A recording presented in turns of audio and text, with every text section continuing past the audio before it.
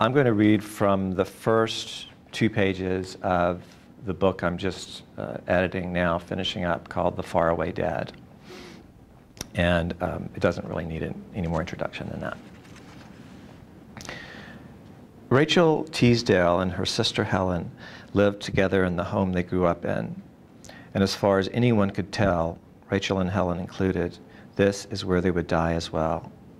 Though they were both quite young, Helen was 27 years old, and Rachel's 18th birthday was only a day away.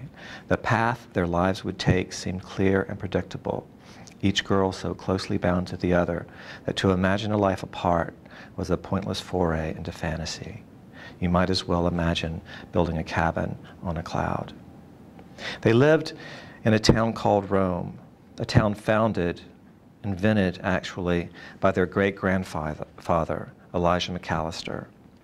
Bordered by a great mountain on one side and a river on the other, and shadowed by dark green forests, it wouldn't be long before the vegetable world reclaimed the town and all the evidence of every man and woman who had built it and called it home. Rome was a ruin in the making, and those who still lived here, 227 people at last count, though the number grew smaller by the day, could only serve as witnesses to it, helpless.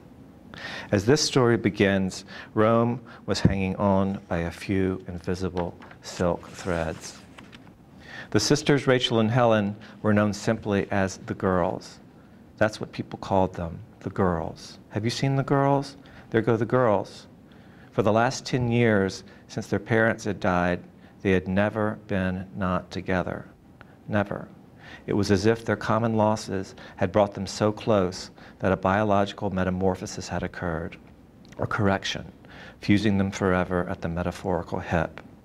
The wonder of it was that they were thought of as girls at all, and not simply girl. So close were they, so much had one come to depend upon the other.